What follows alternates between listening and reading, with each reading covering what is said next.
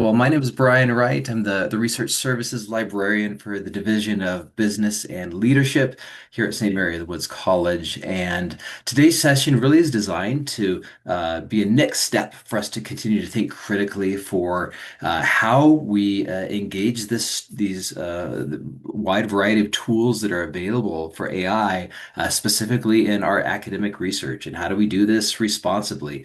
How does it complement the resources and the tools that we have available here at the Rooney Library as well? And so, I want to give an idea for our agenda here for today.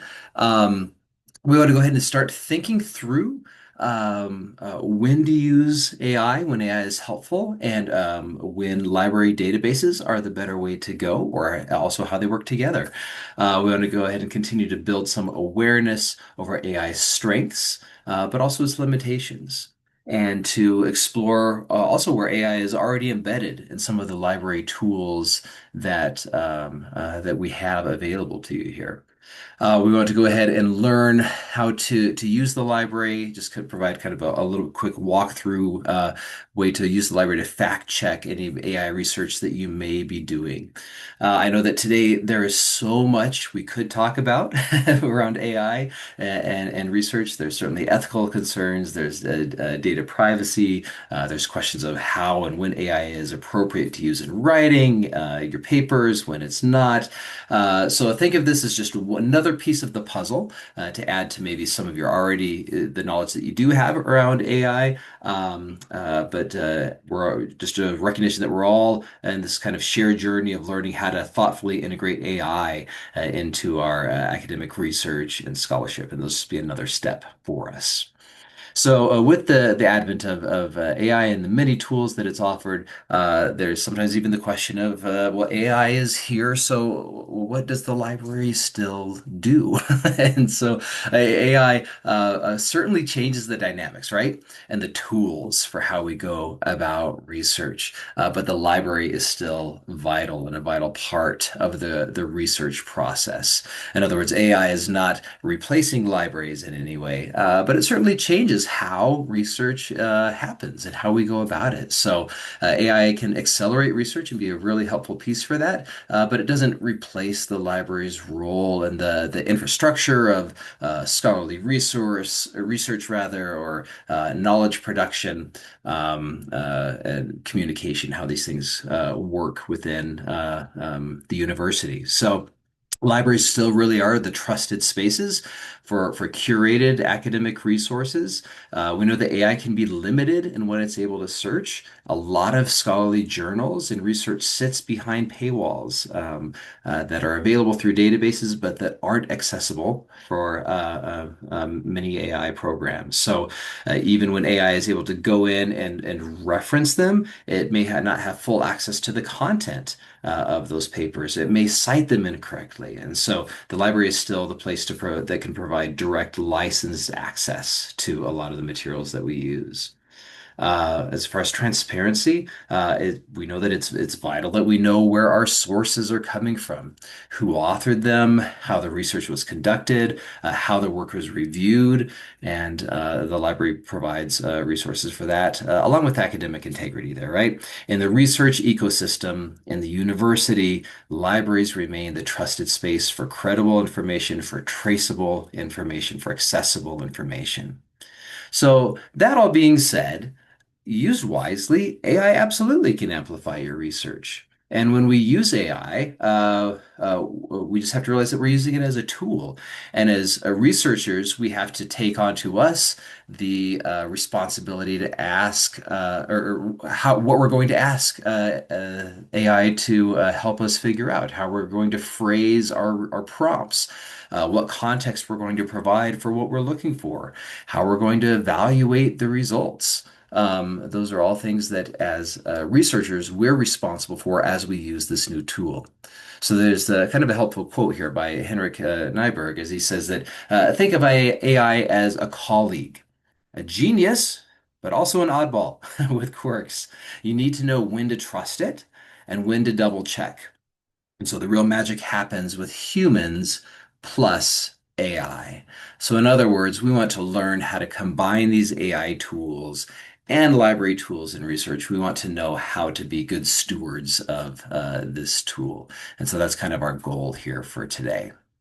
So as we get going, wanted to just do a brief overview and reminder of just some of the general limitations that we're going to run into as we're utilizing AI tools. This could be a review for many of you, but just as a reminder for kind of why AI cannot be used as a standalone for research.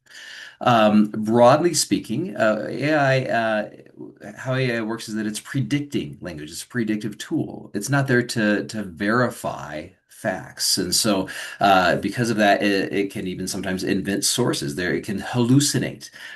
We see these problems, especially common in if you're pursuing something or doing something that's kind of a niche topic or something that is more recent research where there's just not as much information there that AI can pull from and train on, and it takes time to train on these things. In certain fields, legal, medical, theological are three that are kinds of topic areas that AI can struggle a little bit more. AI is there to generate what sounds probable. It doesn't know things. It doesn't know facts. It's predicting language, and that's why hallucinations can be more common in some highly specialized areas or even more recent kinds of topics. And so, because of that too, there's certain biases that are reflected within AI results. AI, it's trained on a lot of dominant voices in its training data, and so that can marginalize sometimes scholarship from the global south, from fields that are emerging, just because it doesn't have as much information to be training on, and from non-English sources as well. Often it can overgeneralize very complex debates and present something to you very confidently sounding, but it's an overgeneralization, so without giving you nuance. Ultimately, it's reflecting a lot of the biases that it has in the training data. It's only as good as the information that it's fed.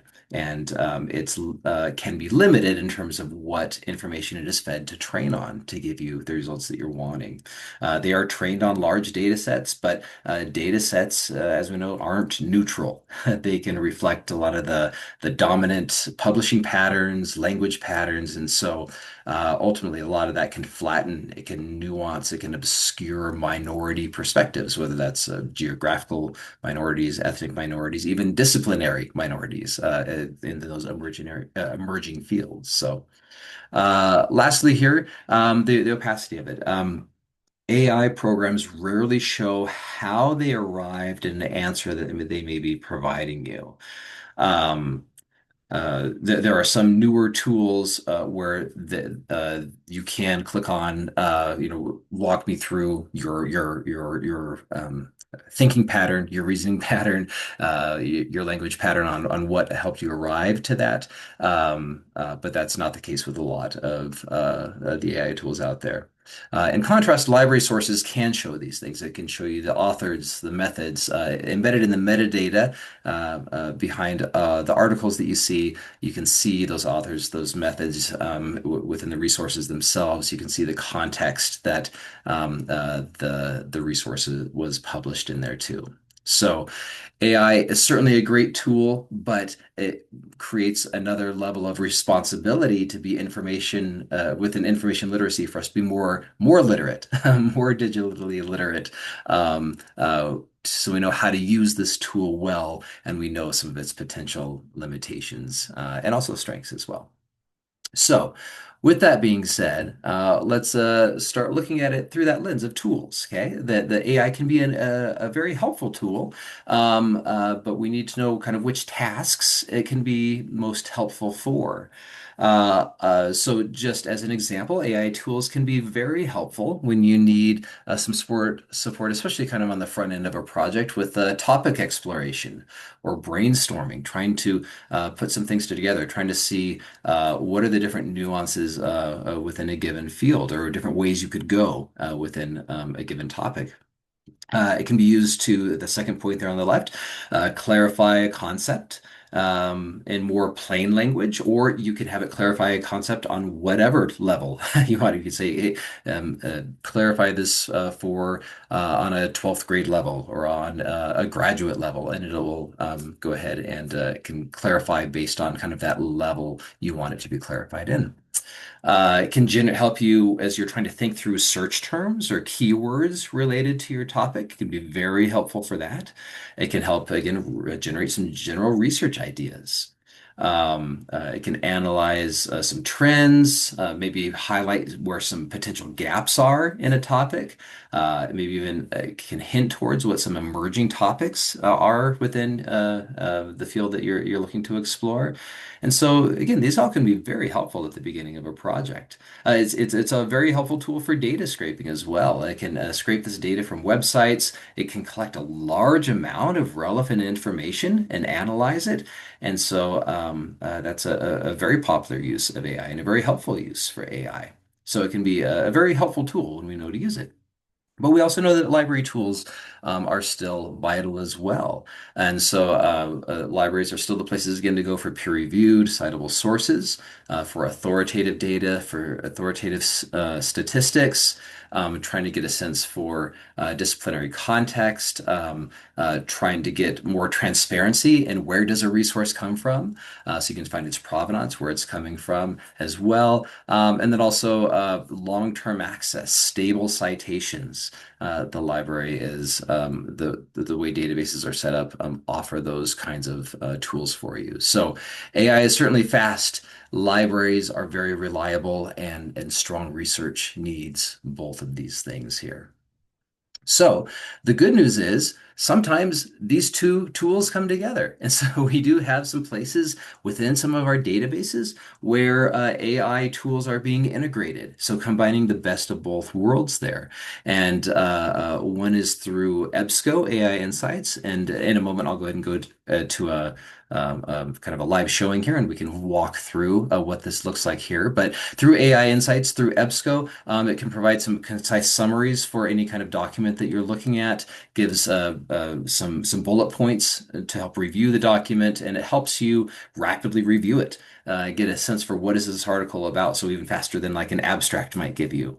One of the developing, because of the developing nature of this, it is only available within certain databases and certain articles, so it's not all across the board in EBSCO, but it's in quite a few of them. And so let me just even go to one here right now for us with Academic Search Ultimate. And if I did a search here for, let's try supply chain management as an example, and did a search on that, it will bring up kind of your usual page here that you'll be used to seeing, but then you'll also see next to where you can access the PDF that there's this section on Generate AI Insights right here. And so if I click on that, it's going to go ahead and pull up to a brief insight or kind of review of what the article is and how this article can be relevant to the keywords or the prompt that you gave it within there. So this is just one of the ways that AI is starting to be more and more integrated into the existing databases, which again is a great way to kind of combine the best of both worlds there. The other one here is can be found within JSTOR. And so I want to highlight this one here too. As a heads up, you do need to go ahead and sign in if you're going to access this tool. But if I were to do a search within JSTOR, and I'm going to do one here, this one's for one of the paper that I'm doing right now. If I click through this one and I have enabled the tool here, let's go ahead and just click on this first one. You can see what this looks like. Here we go. So on the right-hand side, so you'll enable the AI research tool. It's just with this toggle switch, and it'll show you a few different questions. You can ask it, "What is this about?" It'll tell you what some key points of it are here. It'll show some related content there. It can show also any other recommended topics that are related to whatever your prompt is there, or you can ask it your own question if you have a question about the article itself and maybe how it relates to certain topics, and even ask questions. Does this cover maybe a certain keyword that you're wanting to find within a given article? So it's a great way to do a quick search and interact with that, and then also be able to pull up any other related articles there as well. So those are just two examples of ways that some AI is being integrated into the existing databases. So you have the provenance, the trustworthiness, the peer-reviewed resources, but also a lot of the convenience and the analytical tools that AI can bring to pull together things. So that can be very helpful. Let's go ahead and go forward here. So JSTOR again highlights the relevance. It'll give you some related kind of prompts to work with. There are some tools outside of the library as well. I'm going to highlight a couple of these here, and these aren't full-throated recommendations for either of these, but just a couple that I wanted to highlight just so you know what kinds of tools are out there. AI tools that are outside of the library databases here. A lot of these are, again, researcher beware, knowing how what the limitations are of the tool. Remember that these tools are only as good as the information that they search, that they run risk for hallucinations and errors, but they can still come across astounding, very scholarly. And they're limited quite often to what kind of full text resources they can search because those are often hidden behind paywalls. And so they're going to favor open access materials, materials that they could search the web and find that aren't hidden behind a paywall that they don't have access to as well. So it reduces the location, the kinds of information that you can get. So, just to highlight a couple though, just so you know what kinds of things can be out there. This first one here is Research Rabbit. This one provides a good visual kind of a big picture related to your topic. It's great for literary and excuse me for literature reviews. Can help you connect the dots between papers here. It was being a bit wonky this morning, so I unfortunately had to grab a couple screenshots and throw them in here so you don't get a full sense of what this looks like. But here's where it can be really helpful is they provide a visualization. So once you find a paper related to the topic that you're looking for, it'll that paper will serve as kind of like the center point, and then it'll show you visually what other kinds of papers are related to that. If you click on that, you can move these around to kind of have different papers serve as an anchor based on the different kind of topic that you're looking for. It's a great resource to play around with and great to see how some of the different literature is connected. And so know that that one is there to explore. A lot of different universities linked to this one here as well. So it's available, it's out there, it's a reputable source, but again, just remember it's given limitations. The other one here is Perplexity. Perplexity is an AI-powered kind of an answer engine almost that is going to search the web and provide certain citations here. I think this one's up and running here well this morning. Let me see if I can do a search here. Within this one here as well, you can try to search more general academic sources. When you click on that, it's going to try to search um, uh, more scholarly papers that it can find within any kind of open access sources. So it may try to pull from research repositories or scholarly databases, white papers, things like this. Again, another place where it's a bit of buyer beware and also a recognition that these are businesses. You can upgrade and pay for certain things within many of these AI programs here, where then they can draw from more scholarly papers because they'll have partnerships with different publishers. So there are some ways where they can access some more of those scholarly papers, but generally that in itself is behind the paywall of paying for the service that your given AI tool uses there. So, but just so you can kind of see what this looks like. Here I did a search here for religious knowledge and the Enlightenment, and you can kind of see what comes up here. If you've used any kind of AI tool, you can see this is pretty similar. That it's going to go ahead and pull up just a brief overview until you feed it more prompts. But do notice even here, because I haven't paid for the upgraded services here, you can see kind of where it's drawing from. So, open access encyclopedia, so certainly a reputable source here with Britannica. But then, it's also going to pull from Wikipedia. It's pulling from some general websites and blogs, and so but fortunately, it cites where it's getting that information from, and so you can search the source and kind of get a sense for if that's a relevant source for what you're looking for there. So let me go back to our piece here. All right, so yeah, a few of these tools that are outside there of the library. Um, as kind of the last piece of what we're looking to do here today, we want to just walk through a few steps for things you can do again to put the AI tools and the library tools into conversation with one another.